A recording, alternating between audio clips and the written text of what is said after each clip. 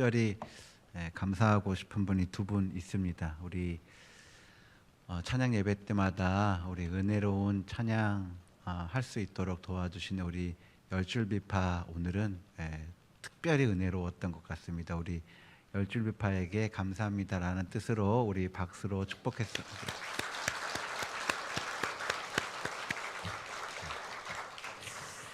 또 하나 알게 된 것은 우리 임마누엘 지휘자님께서 요즘에 반수섭의 1순위인 것 같습니다. 열일하고 계셔서 감사드립니다. 교회학교 여름 성경학교하고 수련회가 어대로 인해서 다 끝이 났습니다. 성도님들께서 정말 열심으로 기도해 주시고 또 물질로 또 시간으로도 헌신해 주시고 몸으로 헌신해 주셔서 모든 교회학교의 여름 성경학교와 수련회가 은혜 가운데 잘 마무리됐습니다. 저는 특별히 이번 여름 행사를 보면서 오병이어 기적이 일어난 그런 행사가 아니었나 생각이 들었습니다. 처음에는 이렇게 여러 가지 계획한 것들을 계획하고 실행하다 보니까 이게 될 수 있을 것 같았는데 계속 진행하다 보니까 부족하고 채워지지 않는 부분들이 있더라고요. 근데 그것을 가지고 끝까지 기도하고 또 하나님께 매달릴 때 정말 생각한 것보다 더 풍성하게 채워주시는 하나님을 경험할 수 있었습니다. 함께 기도해 주신 성도님들께 감사를 드립니다. 자, 오늘 말씀 오병이어 기적에 대한 말씀입니다. 오병이어 기적은 사복음서에 모두 실린 그런 기적입니다.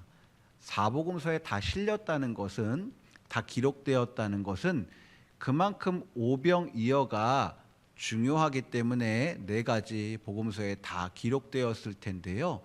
성도님들이 생각하시기에 이 오병이어 기적이 왜 그렇게 중요한 것 같습니까? 여러분, 오병이어 기적, 떡 5개하고 물고기 2마리로 5,000명을 먹인 기적이죠. 여러분, 이것이 가능합니까? 떡 5개하고 물고기 2마리입니다. 그 떡이 우리나라 떡이라면요, 저에게는 택도 없고요. 빵이라 그래도 제가 혼자서 한 2-3개는 먹을 수 있을 것 같습니다. 그러니까 보리떡 5개, 떡 5개하고 물고기 2마리로는 5,000명을 절대 먹일 수가 없죠. 불가능한 일입니다. 근데 이것을 가지고 5,000명을 먹였다니 기적이고 이것은 하나님의 역사입니다. 그런데요, 여러분, 오병이어 기적이 그렇게 대단한 기적일까요? 이런 생각을 해봤습니다. 예수님께서 오병이어 기적으로 사람들을 먹이신 사건, 이 기적, 한 끼 식사를 예수님께서 제공해 주신 건데요.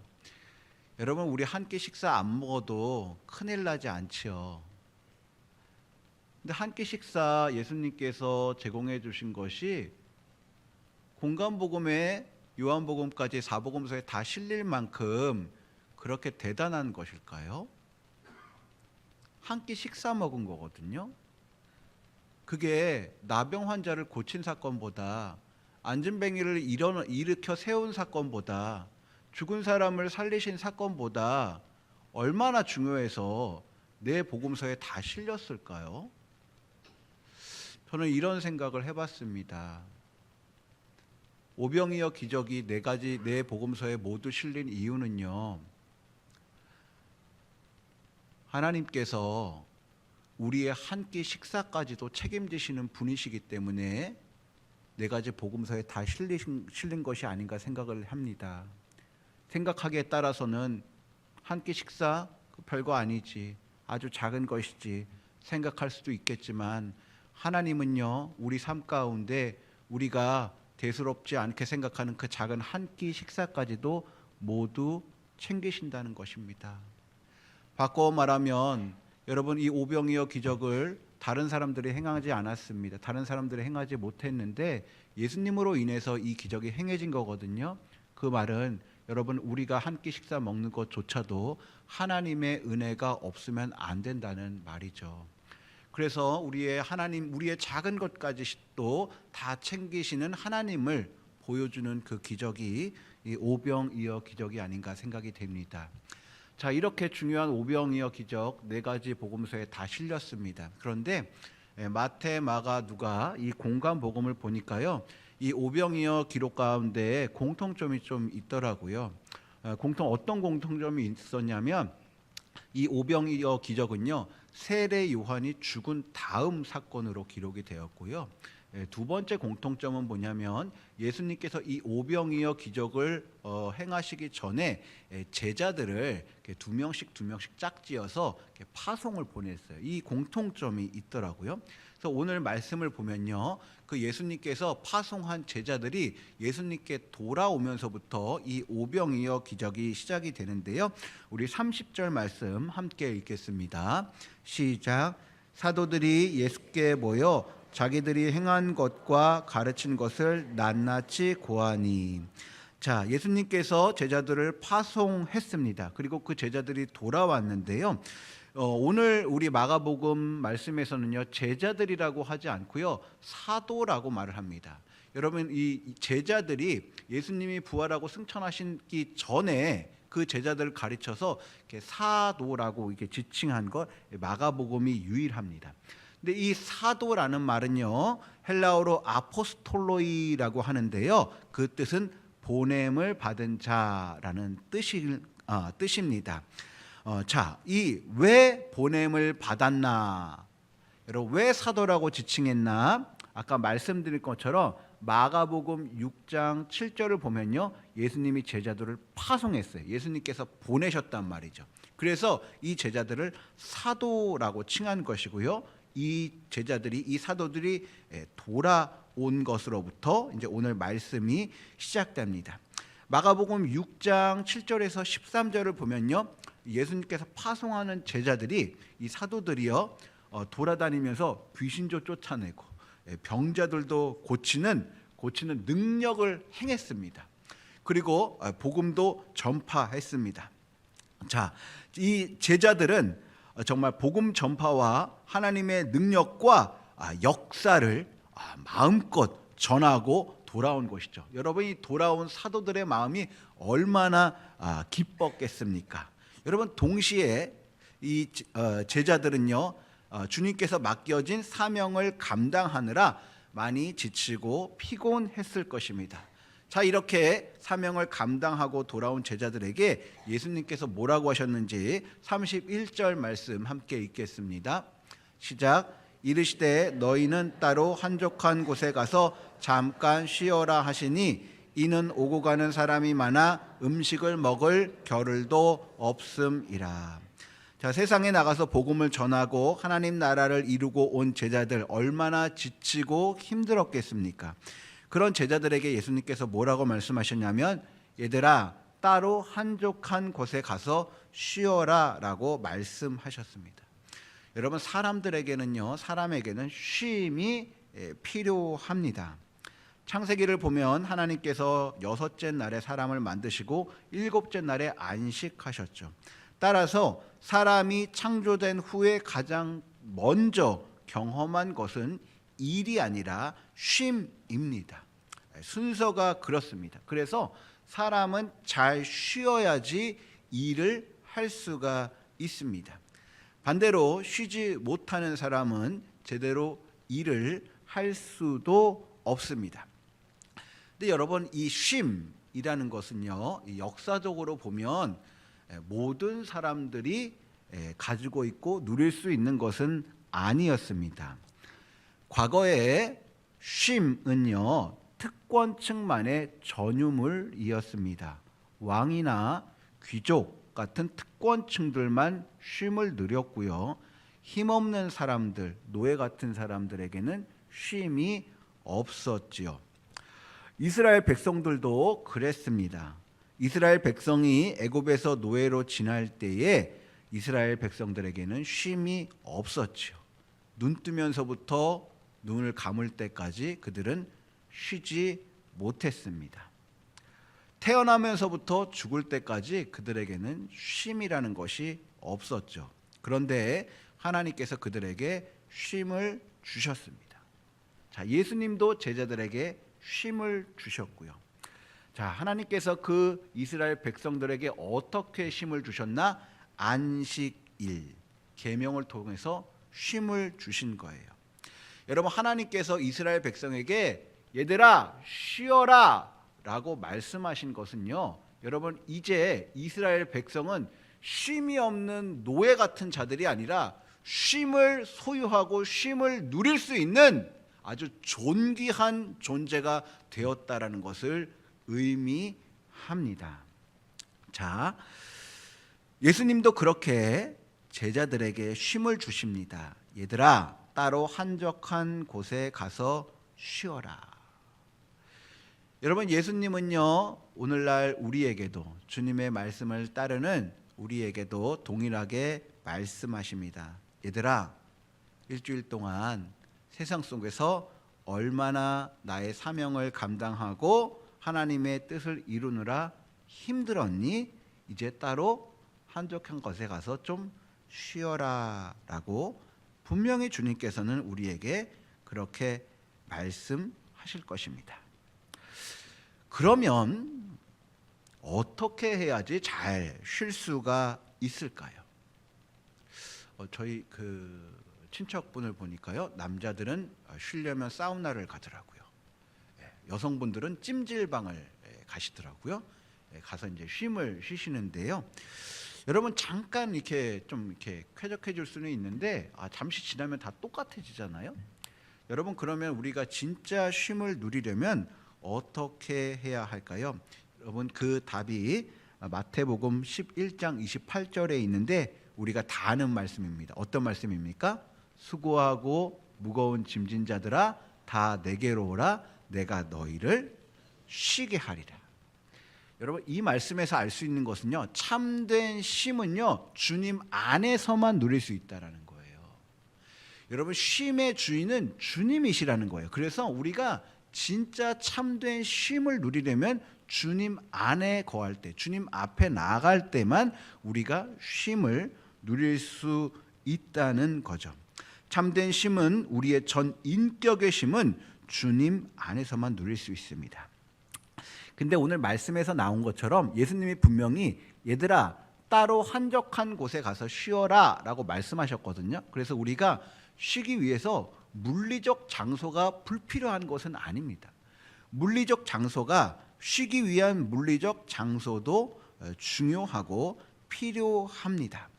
그래서 사람들이 번잡한 곳, 술집 같은 곳에서는 진정한 쉼을 누릴 수가 없지요. 경치 좋고 좀 조용하고 좀 힐링할 수 있는 그런 데에서 가서 우리가 쉼을 누릴 수가 있습니다. 그런 장소의 핵심은 뭐냐면 사람들과 좀 떨어진 곳이죠.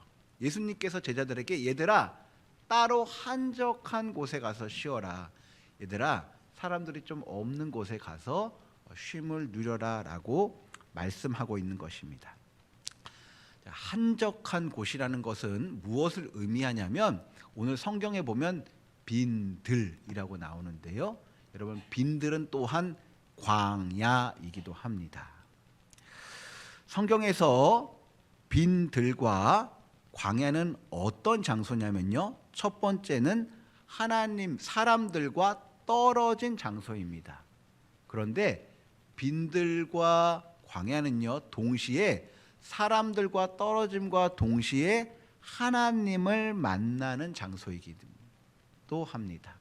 그러니까 나와 하나님만 있는 장소가 빈들이고 또 광야인 것입니다.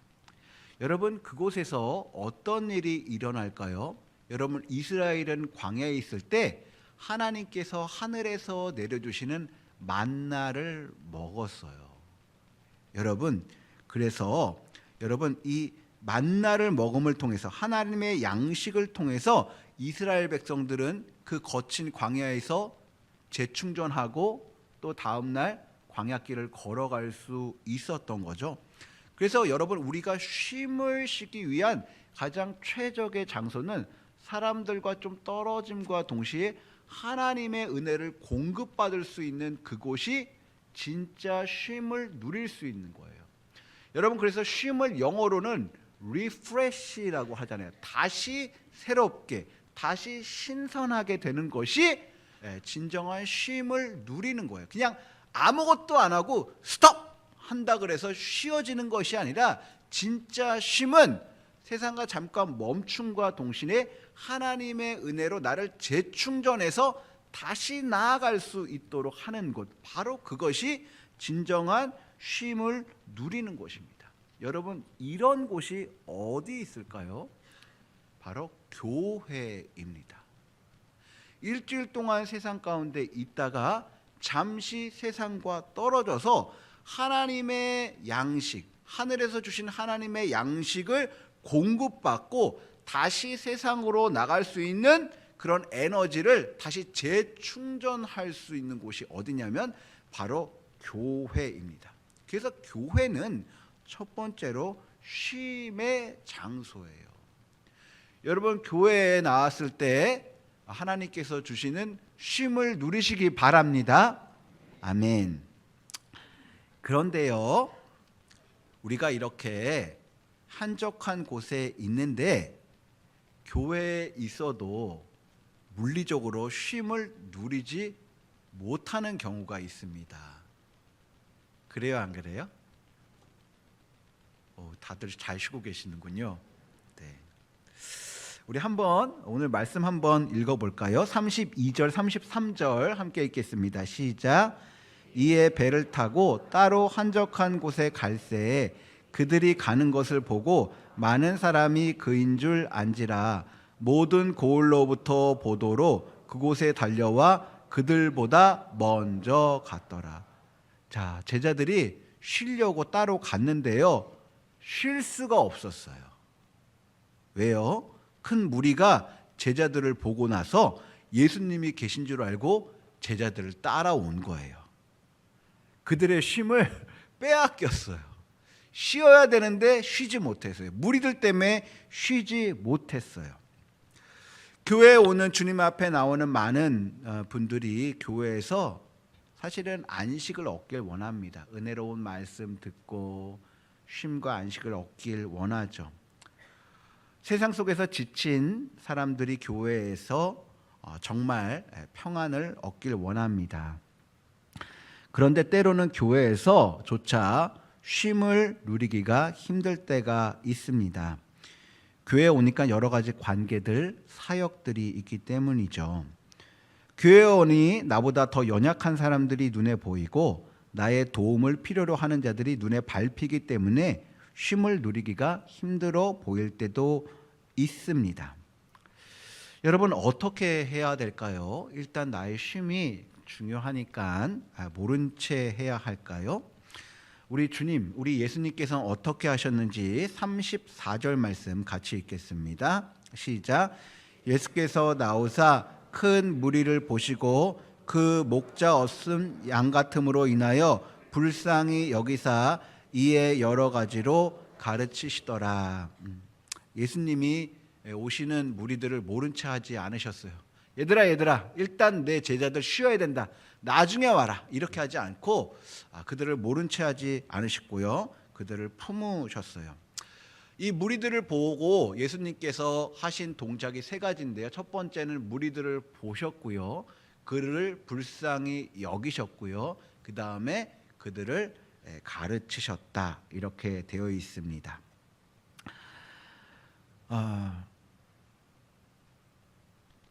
여러분, 예수님께서 사람들을 봤다라는 것은요,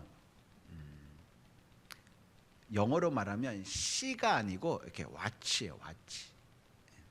C는 뭐냐면, 여러분, 우리가 이렇게 길을 가면 그냥 이렇게 눈에 들어오는 광경이 있잖아요. 여러분, 이거는 C예요, 그냥. 근데 watch는요, 내가 이렇게 집중하고 보는 거예요. 내가 이것을 봐야겠다. 이렇게 옵저버 같은 거죠. 관찰하고 감찰하고. 예수님께서 사람들이 오시는 거는요, 이렇게 주의 깊게 보시는 건데 그냥 겉모습뿐만이 아니라 예수님은 늘 그 사람의 영혼, 그 사람들의 심령을 보는 거죠. 그리고 예수님께서 딱 알아낸 것이 무엇입니까? 이 사람 불쌍하다. 이 무리들이 불쌍히 여기다. 오늘 말씀에 그렇게 되어 있습니다. 그 무리들을 보시고 불쌍히 여겼다라고 이렇게 되어 있습니다. 청년들을 대하면서 제가 알게 된 것이 있는데요. 내가 원하는 좋은 대학을 간 청년들도 결국은 갈 길을 알지 못해서 방황한다는 거예요. 좋은 대학, 좋은 전공을 정했는데도 1년, 2년 지나가면서 내가 뭘 좋아해야 되지? 내가 뭘 해야 되지? 앞으로 나는 어디로 가야 되지? 전전긍긍하면서 방황한다는 거예요.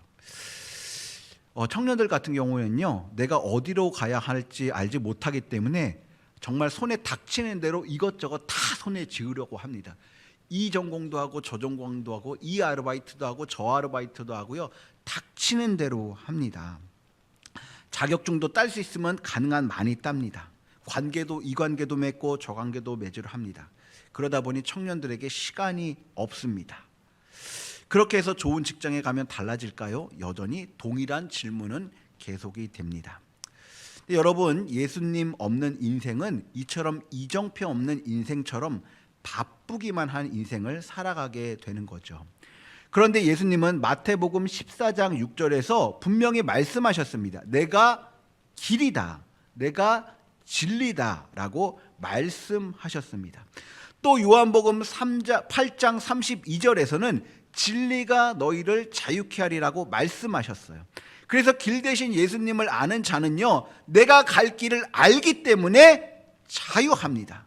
내가 나아갈 길이 명확하기 때문에 이 길 저 길 기웃거리지 않고요, 정해진 길만 걸어가기 때문에 염려와 걱정 없이 자유한 인생을 살아가는 거죠. 예수님이 이렇게 사람들을 보시고 불쌍히 여기셨습니다. 그리고 그들을 가르치셨는데요. 여러분, 뭘 가르치셨을까요? 오늘 말씀을 보면 예수님께서 사람을 보시고 무리를 보시고 불쌍히 여기시고 가르치셨다고 돼 있거든요. 그럼 예수님께서 뭘 가르치셨을까요? 저는요, 이것을 가르치셨을 것 같아요. 예수님께서 분명히 사람들 보시고 목자가 없음으로 인해서 불쌍히 여겼다 이렇게 돼 있거든요. 그래서 예수님께서 이 사람들에게 목자가 있음을 가르쳐 주셨을 것 같아요. 얘들아, 너희들이 방황하고 있지? 그렇지만 너희들에게 길을 안내해 줄 목자가 있어. 너희들을 푸른 초장으로 안내해 줄 목자가 있단다. 내가 바로 그 길이야. 방황하지 마렴. 알려주시지 않았을까요? 내가 생명의 떡이야. 알려주시지 않았을까요? 여러분, 그래서 여러분, 우리가 주님 앞에 올 때 여러분, 우리가 진정으로 참 평안을 얻게 되는 것입니다. 시간이 많이 지나갔는데 가장 중요한 말 빨리 이제 해보도록 하겠습니다. 자, 그렇게 예수님께서 사람들을 가르치고 계실 때요, 제자들이 이제 무리들의 필요를 알아차렸습니다. 우리 35절 36절 말씀 함께 읽겠습니다. 시작. 때가 저물어 가매 제자들이 예수께 나와 여짜오되 이곳은 빈 들이요 날도 저물어 가니 그들을 보내어 두루 촌과 마을로 가서 무엇을 먹게 하옵소서. 자, 해가 뉘엿뉘엿 져가고 저녁 식사 때가 되어가자 제자들은 무리들이 배고파한다는 걸 눈치챘습니다. 그리고 예수님께 예수님 이제 그만 가르치시죠. 이제 사람들을 보내서 끼니를 해결하게 하옵소서라고 말합니다. 여러분, 이 말 이면에 담긴 것이 있죠. 제자들이 우리에게는 저들을 먹일 능력이 없으니까 각자 해결하도록 그들을 보내주십시오 이렇게 말한 겁니다. 근데 예수님께서 뭐라고 말씀하셨는지 37절 38절 읽겠습니다. 시작. 대답하여 이르시되 너희가 먹을 것을 주라 하시니 여짜오되 우리가 가서 200데나리온의 떡을 사다 먹이리이까. 이르시되 너희에게 떡 몇 개가 있는지 가서 보라 하시니 알아보고 이르되 떡 5개와 물고기 2마리가 있더이다 하거늘. 여러분 제자들 가운데는요 셈이 아주 빠른 제자들이 있었습니다. 마태 같은 경우는 세리였고요. 가룟 유다 같은 경우는 돈 맡은 사람이었죠. 아주 셈이 빨랐을 것입니다. 그러니까 사람들 수를 탁 보니까 계산이 착 나오는 거죠. 예전에 제 친구 중에 컨설팅하는 친구가 있었거든요. 중국집에 딱 들어가니까요 몇 분 만에 형, 이 가게 한 달 매출이 얼마야? 딱 계산이 나오던데요. 사람 테이블 수, 사람들 회전 수 이런 거 딱 보니까 이렇게 매출 이렇게 딱 보니까요. 이렇게 가격표 딱 보니까 형, 이 가게는 대략 한 달에 얼마 나올 거야. 1년에 어느 정도 벌 거야. 바로 계산이 나오더라고요. 여러분 계산 빠른 사람들 이렇게 딱 보면 압니다. 그러니까 이 제자들 가운데 계산 빠른 사람들 사람 수를 쫙 보고요. 예수님 적어도 200데나리온이 있어야 됩니다. 계산 나온 거죠. 근데 우리에게는 그 능력이 없습니다. 제가 계산을 해봤더니요 200데나리온 제가 오늘날로 계산을 해봤거든요. 그랬더니요 2025년 8월 기준 평균 월급이 약 373만 7천 원이래요. 그래서 약 7달이면 2,600만 원 정도인데요. 이 200데나리온이 약 그 정도예요. 2,600만 원 정도랍니다. 아주 큰 돈인데 제자들에게는 그만한 돈이 없었죠. 그래서 예수님께 사람들을 보내라라고 말씀드린 건데요. 예수님은 뭐라 그러셨냐면 제자들에게 얘들아 너희들이 먹을 것을 주어라 라고 말씀하셨어요. 예수님이 제자들이 돈이 없다는 거 몰랐을까요? 알았을 것입니다. 근데 예수님께서 제자들에게 얘들아 너희들이 먹을 것을 줘라 라고 말씀하신 거예요. 제자들이 자신들이 가진 것을 받습니다. 몇 개 있었습니까? 떡 5개 하고 물고기 2마리 있었습니다. 그런데 이것을 가지고 예수님께서 남성만 5,000명을 먹였다고 기록된 거죠. 여러분 중요한 것이 무엇입니까? 예수님은요 밥을 먹기 위해 온 사람들을 본 것이 아니라 제자들에게 가지고 있는 것을 본 거예요. 그리고 예수님은요 너희들이 가지고 있는 것이면 충분하다라고 판단하신 것입니다. 여러분 제가요 교회 학교를 이렇게 하면서요 이런 마음 들 때가 참 많이 있습니다. 이렇게 시간이 지나가면서 아이들이 이렇게 점점 이렇게 줄어들어가는 것을 참 보면서 나에게 사역을 할 자격이 있을까 이런 생각을 참 많이 합니다. 뻔히 안 나오는 아이들을 보면서 뭐 어떤 아주 훌륭한 목사님들처럼 말 한마디로 샥 마음을 바꿔가지고 딱 데려오고 싶은 마음이 있거든요. 근데요 아주 막 사정을 해도 안 와요. 그 마음들이 안 돌아서거든요. 그러면서 제가 느끼는 게 와 정말 세상에서 가장 힘든 게 사람의 마음을 바꾸는 거구나 정말 많이 느낍니다. 저의 말재주로는 할 수가 없어요. 그럴 때마다 제가 이렇게 막 쫄아들거든요. 근데 하나님께서 이렇게 말씀을 보는데 이렇게 말씀하시는 것 같아요. 승보가 내가 너에게 대단한 것을 바라는 게 아니야. 보리떡 5개하고 물고기 2마리면 충분해. 하나님께서 여러분들에게 동일하게 말씀하시지 않을까요? 나에게 큰 재물도 없고 나에게 정말 건강한 육체가 없을지 모르지만 내가 할 수 있는 작은 그것 하나, 내가 기도를 할 수 있으면 기도로, 내가 예배에 참여할 수 있으면 참여로, 내가 구역 모임에 어떻게든 참여하려고 그러면 그 참여만으로도 하나님은 얼마든지 하나님의 역사를 이루어내실 수 있다는 거예요. 여러분 지금 내게 가지고 있는 것이 작다고 생각하지 마십시오. 내가 소유하고 있는 것이 작다고 생각하지 마십시오. 내가 섬길 수 있는 것이 보잘것없다고 생각하지 마십시오. 내가 가지고 능력이 정말 쓸모없는 능력이라고 생각하지 마십시오. 비록 남들이 보기에는 작고 보잘것없고 하찮은 것일지라도 하나님께서는 그것을 가지고 놀라운 하나님의 역사를 이루어내실 수가 있습니다.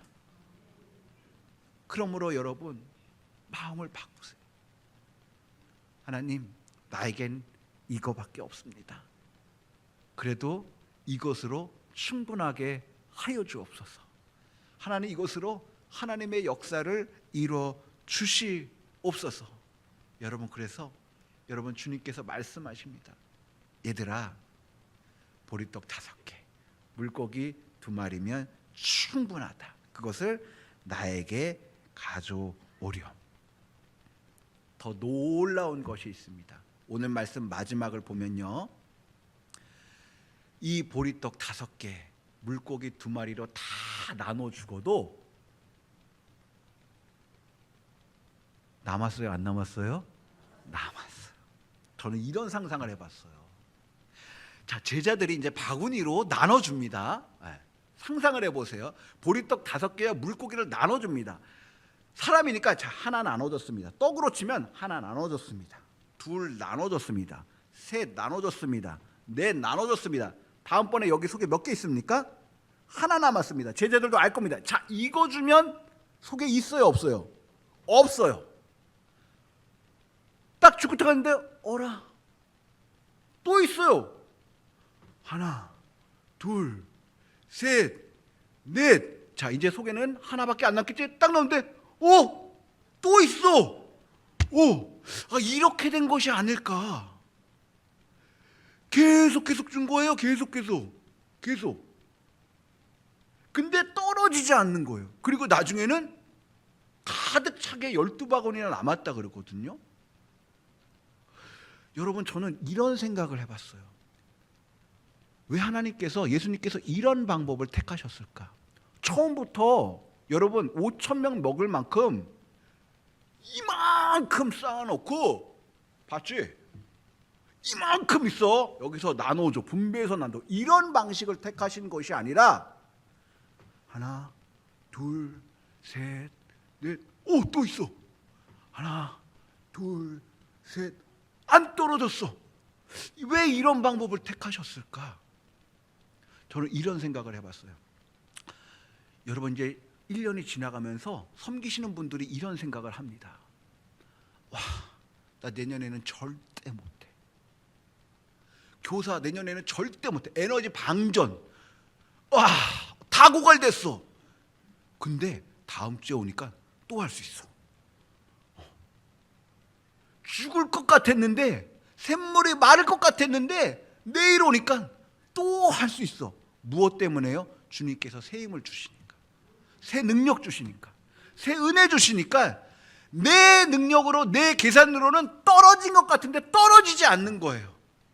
계속 나눠줄 수 있는 거예요. 마치 큰 강은 아니지만 졸졸 흐르는 샘물이 마르지 않는 것처럼 하나님께서 오늘도 내일도 계속 나눠줄 수 있는 은혜를 나에게 공급해 주시는 거예요.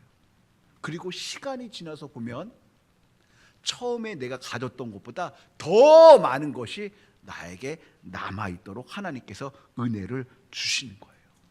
여러분, 이게 하나님이 일하시는 방법이에요. 하나님은 나에게 처음부터 이만큼의 5병이 이번 1000병이여를 주시는 것이 아니라 나에게 아주 보잘것없는 것을 주셔서 그것을 가지고 하나님의 역사를 이루도록 나에게 은혜 주시는 거죠. 여러분, 하나님께서 나에게 주신 것은 보잘것없지만 여러분, 그것을 하나님의 나라를 위해서 쓸 때 종국에는 그것이 쓰고도 남을 만큼 풍성한 하나님의 은혜가 될 줄을 믿습니다. 얘야, 네가 가지고 있는 것이면 충분하다.